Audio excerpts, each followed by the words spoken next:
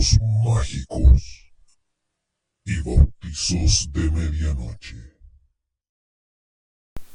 Bienvenidos y bienvenidas a un nuevo podcast de relatos mágicos y bautizos de medianoche del Instituto Arcano Paracelso.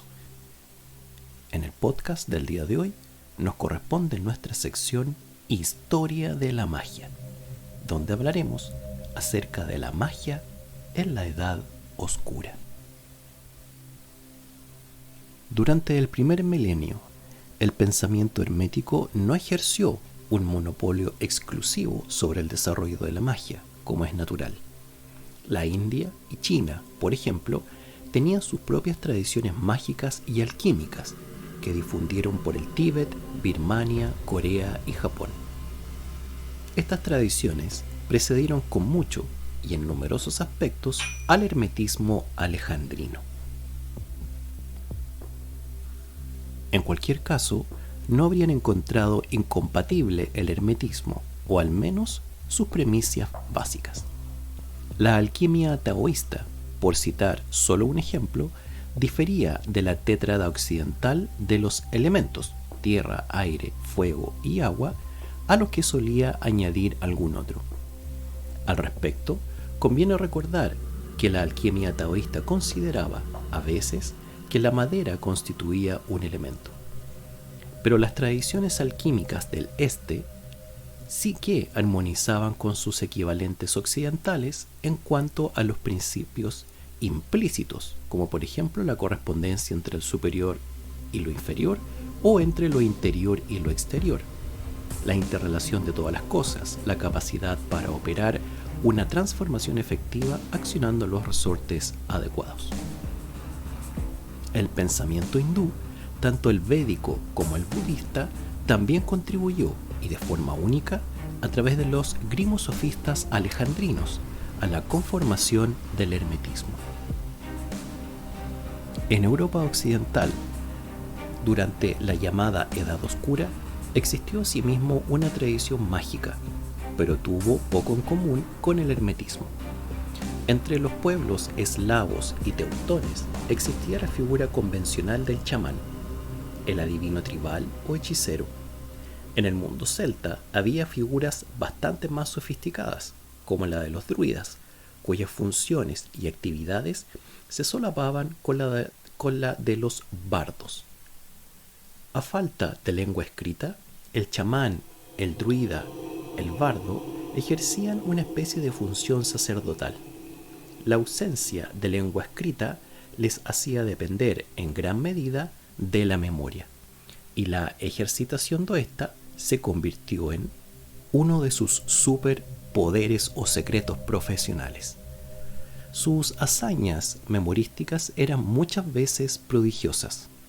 Finalmente, el arte de la memoria, tanto el procedente del ámbito mediterráneo como el del céltico, habrían de fundirse con el hermetismo para convertirse en un componente integrante de la tradición esotérica occidental.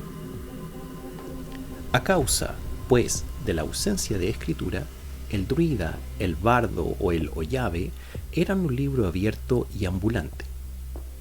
En su memoria descansaba la historia, las leyendas, las costumbres, los códigos legales, la herencia completa y las señas de identidad de la tribu o el pueblo en cuestión. En este sentido, se trataba de un personaje honorable y poderoso que gozaba de una posición cuando menos tan sagrada como la de cualquier sacerdote cristiano de la posterioridad. De acuerdo con una tradición, por desgracia no conservada, el bardo de la antigua Irlanda estaba autorizado a presentarse en el campo de batalla e imponer, a través de una simple orden, una tregua entre las facciones en combate. Quienquiera que desafiase su mandato se le consideraba maldito. El pronunciamiento de una maldición constituía un acto de magia, que solía producir un efecto fulminante incluso en aquellas personas que no estaban familiarizadas con las tradiciones en que se enraizaba el anatema. El historiador romano Tácito describe una confrontación en el año 61 después de Cristo entre soldados imperiales y un grupo de guerreros celtas, Dice, el enemigo formaba siguiendo la línea costera y configurando una densa multitud armada. Entre medio había cierto número de mujeres vestidas de negro, con los cabellos revueltos como las furias y blandiendo antorchas. Junto a ellas había druidas que elevaban las manos al cielo y proferían terribles maldiciones. El espectáculo fantasmagórico tenía a los soldados romanos subyugados en una especie de estupor. Permanecían inmóviles, lo que hacía de ellos un blanco perfecto. Si esta clase de magia podía amedrentar a las eleccionadas y disciplinadas tropas romanas, tenía que ser de lo más intimidatoria para las gentes entre quienes constituía una práctica enraizada. El bardo celta solía ser dispendioso con sus maldiciones mágicas. Para él, así como para el adepto al hermetismo, las palabras y nombres encerraban un poder intrínseco. Si nombraba a un hombre, el bardo podía atraer la aflicción sobre él, así como sobre sus descendientes, por lo general hasta la 7ª generación. No es sorprendente que esta facultad revistiera al bardo de una capacidad considerable para infundir terror. Según un antiguo proverbio irlandés, caiga la maldición sobre quien levante la mano contra un poeta. Hay que decir que esta actividad anametizadora no representaba una mera venganza o una simple satisfacción de las rencillas personales. Si el poeta era la encarnación viva del legado y la herencia de todo un pueblo considerado en su conjunto, cualquier daño que sufriera caía, aunque solo fuera en un sentido simbólico, sobre todo el pueblo. El inculpado que había cometido la acción dañina era expulsado, proscrito y debidamente maldecido. Era como el equivalente pagano a la excomunión. A modo de reminiscencias lejanas, debe recordarse que en la Irlanda actual aún perviven vestigios de actitudes similares. Están reflejadas, aunque sea de forma pálida, en la estima que se tiene a los poetas, que siguen envueltos en una aura de magia, un nimbo de respeto sagrado. A sus palabras se les concede un peso y una significación mayores que en cualquier otro lugar de Europa occidental. En Inglaterra, por ejemplo, a la poesía se la consideraba un mero oropel victorioso de la cultura nacional que desempeña un exiguo papel en la vida cotidiana de la mayoría de la gente. En Francia, a la poesía se la mima, hasta se hace gala de ella con ostentación, como expresión esencial de la cultura, pero solo en un contexto secular. En Irlanda, la poesía no es un componente más de la cultura, sino que está imbuida, además, de una cualidad que roza lo espiritual, lo órfico, lo oracular. La poesía está dotada todavía de algo que se acerca a la esfera de la religión organizada. El lenguaje, sobre todo el lenguaje poético, conserva aún un residuo de magia y tiene todavía, para bien o para mal, un poder de encantamiento. En otras palabras, la poesía es poderosa. Y aún aceptando todo lo oprobio de que son merecedores los terroristas de todas las facciones en la entonces Irlanda del Norte, tiene que concedérseles un punto a su favor. A diferencia de otros fanáticos, los del Ulster siempre han demostrado un respeto reverencial hacia la magia de la palabra en la literatura seria. Para la mayoría, o para la magia en realidad de los antiguos celtas, al igual que la de los antiguos teutones y eslavos, no puede considerarse hermética en ningún sentido. Es posible que contuviera elementos similares a aquellos a partir de los cuales evolucionó el hermetismo. Se cree que los druidas de la Francia celta y de las Islas Británicas, por ejemplo, sostuvieron principios tales como la reencarnación y la inmortalidad del alma, lo que llevó a algunos escritores clásicos a fantasear sobre la idea de que hubieran recibido la influencia del pensamiento pitagórico. Parece poco probable, aunque no pueda descartarse por completo, teniendo en cuenta las relaciones comerciales que existieron entre Grecia y la Europa celta. En cualquier caso, Y a pesar de tales paralelismos, la magia en la Europa de la Edad Oscura permaneció en un estadio fundamentalmente primitivo. Podía manifestarse a través de maldiciones, de brujería menor, de vaticinios, curaciones y adivinaciones, es decir, en fenómenos puramente localizados tales como sortilegios para hacer llover, pero carecía del marco cosmológico, metafísico, epistemológico y psicológico omniabarcador que caracterizaba al hermetismo.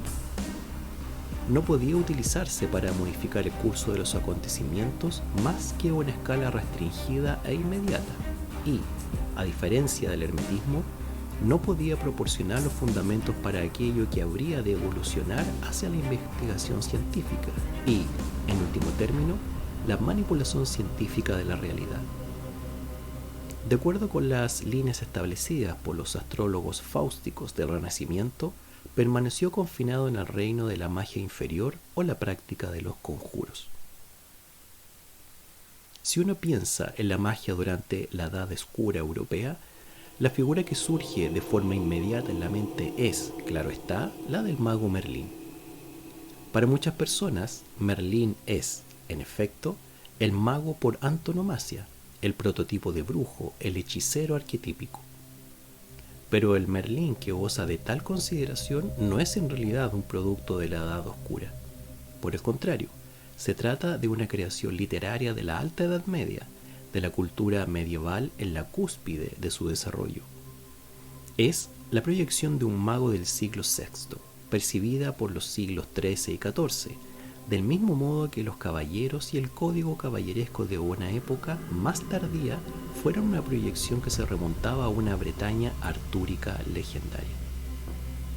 Si alguna vez existió un prototipo histórico correspondiente al mago Merlín, tuvo que vivir hacia la mitad o finales del siglo VI, el periodo generalmente adscrito al propio rey Arturo, suponiendo que ésta existiera en realidad. En las leyendas y la literatura galesas perviven vagas imágenes rodeadas de penumbras de este primitivo mago Merlín en la figura conocida como Myrdin. Pero Myrdin es un personaje muy diferente del imponente, augusto y majestuoso mago de la novelística artúrica posterior.